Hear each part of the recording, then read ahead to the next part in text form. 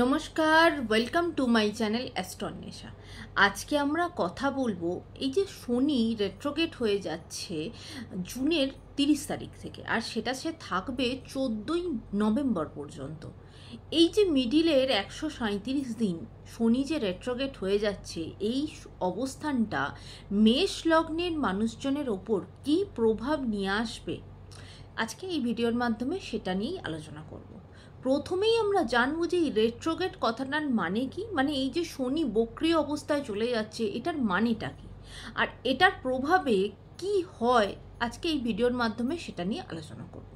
দেখুন, সবার আগে বুঝে নিন যে এই রেট্রোগেট কথাটার মানে কি।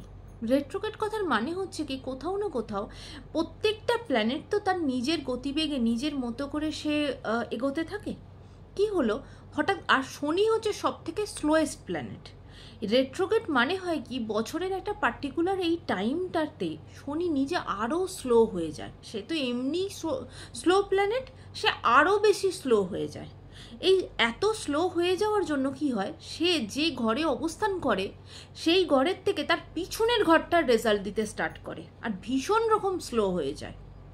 মানে যেমন ধরুন, একটা গাড়ি যাচ্ছে হয়তো 60 কিলোমিটার বেগে, ঠিক আছে, সে হঠাৎ করে ভীষণ রকম স্লো হয়ে গেল 20-30 এইরকম, এতটা স্লো হয়ে গেল। স্লো হয়ে যেতে কি হচ্ছে, সে যতটা না আগাচ্ছে সে ধীর ধীর ধীর ধীর এরকম একটা জায়গায় যাচ্ছে। মানে তাকে ফেলে অনেক লোক এগিয়ে যাচ্ছে, বলতে পারেন সে পিছন দিকেই আসছে, বা এতটাই স্লোলি চলছে যে সে এগোচ্ছে না কি পিছোচ্ছে সেটা বোঝা যাচ্ছে না। এইটাকে আমরা বলি বক্রী অবস্থা বা রেট্রোগেট অবস্থা। আর ঠিক এই অবস্থাটাই শনি থাকবে 30শে জুন থেকে 14ই নভেম্বর পর্যন্ত। শনি এই বক্রী অবস্থায় বা রেট্রোগেট অবস্থায় থাকবে। এবার মেষ লগ্নের মানুষজনের জন্য শনি অবস্থান করছে 11 নম্বর ঘরে। কিন্তু দেখতে গেলে কি হবে, 11 নম্বর ঘরের রিলেটেড যা কিছু কাজ, সেটাকে এই যে বক্রী শনি হয়ে গেল সে সব কিছুকে স্লো করে দেবে। তার সাথে সাথে সে রেজাল্ট দেবে তার পিছনের ঘরে, মানে 10 নম্বর ঘরের রেজাল্টটা সে দেবে।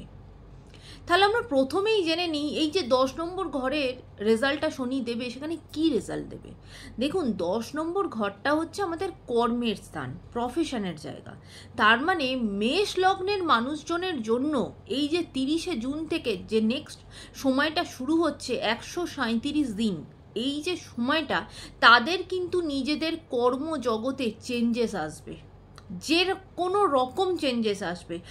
যাদের জন্য স্যাটার্ন খুব পজিটিভ তাদের জন্য গ্রোথ হবে, তাদের জন্য প্রমোশন হবে, বা নতুন অফিস চেঞ্জ হবে, বেটার জব তৈরি হবে। আর যাদের জন্য স্যাটার্ন, যাদের হরোস্কোপে নেগেটিভলি কাজ করবে, তাদের কিন্তু কাজের জায়গাতে অসম্ভব রকম অসুবিধা চলবে। মানে ধরুন, এমন কি চাকরি চলে যাওয়ার মতনও পরিস্থিতি হতে পারে, বা যে লেভেলে যে চাকরি আপনাদের পাওয়ার কথা তার থেকে অনেক কম র্যাঙ্কের চাকরি পেলেন, এই সমস্যাগুলো কিন্তু আপনাদের সাথে হবে। এবার মেষ লগ্নের জন্য তো শনি অলরেডি বসে আছে 11 নম্বর ঘরে। এই 11 নম্বর ঘর রিলেটেড সমস্ত কিছুকে কিন্তু শনি ভীষণভাবে স্লো করে দেবে, কারণ সে নিজে ভীষণ স্লো হয়ে গেল, বক্রী হয়ে গেল। সে ওখানে প্রচণ্ড অলস, তার ওখানে কোনো আর কাজ করার ক্ষমতা নেই। এবার এই 11 নম্বর ঘরটা হচ্ছে আমাদের জন্য গেইন হাউস, আমাদের নিজেদের পাওয়ার হাউস। আমাদের মানে কীরকম, যে কোনো জিনিস আমাদের জীবনে যা কিছু আমরা পাই, মানে সেটা টাকা পয়সা হোক, প্রপার্টি হোক, এমনকি আমাদের আধ্যাত্মিক গেন, সব কিছু যে কোনো গেন যেটা, সেই গেনটা আমরা 11 নম্বর ঘর থেকে দেখি। এমনকি আমাদের যে বড় দিদি দাদা, আমাদের থেকে নিজেদের থেকে বড় যে দিদি দাদা, সেটাও আমরা দেখি 11 নম্বর ঘর থেকে। তার মানে এই রিলেটেড সব কিছু স্লো হয়ে যাওয়া, মানে ধরুন আপনাদের টাকা পয়সা কোথাও একটা আটকে ছিল, ভাবছিলেন জাস্ট পরের মাসে টাকাটা পেয়ে যাবেন, সেই জায়গাতে কিন্তু স্লো হয়ে গেল, মানে সেই টাকাটা কোনো না কোনো কাজে আটকে যাবে। এই পিরিয়ডটাতে পেতে কিন্তু আপনাদের সেই টাকাটা পেতে সময় লাগবে। বা ধরুন কারোর হয়তো প্রমোশন হবে, বা হয়তো কোনো কিছুর একটা অপরচুনিটি জাস্ট আসতে চলেছে, বা কোনো অফিসিয়াল কাজ একদম হবে, সব ফাইনালাইজ হয়ে গেল, সেই জায়গাটাতে কিন্তু ডিলে হয়ে যাবে, সেই জায়গাটাতে কিন্তু লেট হয়ে যাবে, স্লো হয়ে যাবে ব্যাপারটা। আবার যাদের হয়তো ভাই বোনের সাথে যে সম্পর্কের জায়গাটা, যে গ্রোথ হওয়ার কথা, যে পজিটিভিটি আসার কথা, সেই জায়গাটাও কিন্তু কোথাও না কোথাও একটু স্লো হয়ে যাবে। সম্পর্কের জায়গাটাও তো একটা হয় না স্থিতি, বা কোথাও একটা যদি তাদের সাথে যদি প্রবলেম হয়ে থাকে, সেই প্রবলেমের জায়গাটাও কোথাও না কোথাও একটু বিগড়ে যাবে বা একটু অসুবিধা তৈরি হয়ে যাবে। এবার শনি আবার ওই 11 নম্বর ঘরে বসে মেষ লগ্নের জন্য সে আবার দেখছে 5 নম্বর ঘরকে।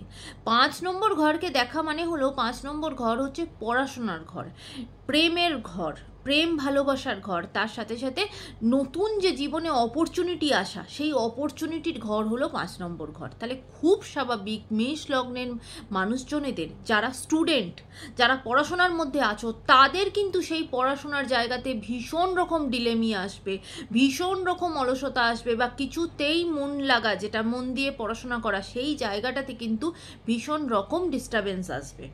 এবং নিজেরা যারা প্রেমের সম্পর্কের মধ্যে আছো, তাদের মধ্যেও কিন্তু ভীষণ রকম ঝঞ্ঝট ঝামেলা হওয়ার, সেখানেও কিন্তু একটা হয় না স্যাটার্ন বক্রী শনির দৃষ্টি থাকছে। তার মানে কি নিজেদের মধ্যে মিসআন্ডারস্ট্যান্ডিং হওয়া, সেই সম্পর্কের জায়গাতেও কিন্তু পরিস্থিতি বিগড়ে যাওয়া, এই প্রবলেমগুলো কিন্তু তোমাদের ফেস করতে হবে। আর 5 নম্বর ঘর আমাদের জীবনের নতুন অপরচুনিটিকে দেখায়। সেই নতুন অপরচুনিটি আসতেও কিন্তু সেখানেও বাধাপ্রাপ্ত হবে, সেখানেও ডিলে হয়ে যাবে ব্যাপারটা। আর 5 নম্বর ঘর হচ্ছে আমাদের জন্য সন্তানের জায়গা। তাই মেষ লগ্নের মানুষজনের জন্য যারা হয়তো ফ্যামিলি প্ল্যানিং করছো, তাদের ক্ষেত্রে সেই সন্তানের জায়গাতে, সেই জায়গাতে কিন্তু ডিলে হবে, সেই জায়গাটাতে কিন্তু সময়টা একটু বেশি লাগবে, অসুবিধার একটু তৈরি হবে। আর যারা হয়তো অলরেডি বাবা মা, তাদের সাথে কিন্তু তাদের এই পিরিয়ডটাতে নিজেদের সন্তানের জায়গাতে কিন্তু একটু ডিস্ট্যান্স তৈরি হওয়া, নিজেদের সাথে একটু দূরত্ব তৈরি হওয়া, এই অসুবিধাগুলো কিন্তু তৈরি হবে। আর এই সমস্ত কিছু পরিস্থিতিগুলো বেরোনোর জন্য যেটা করা উচিত, ভীষণভাবে শনির যে বীজমন্ত্র সেটা পাঠ করা অবশ্যই উচিত। এবং শনির বীজমন্ত্র পাঠ করলে অবশ্যই তার কিছু সুফল অবশ্যই সেটা পাওয়া যাবে। আশা করি সকলের ভালো লেগেছে। যদি ভালো লেগে থাকে লাইক শেয়ার সাবস্ক্রাইব করতে ভুলবেন না। সকলে ভালো থাকবেন, সুন্দর থাকবেন, সুস্থ থাকবেন।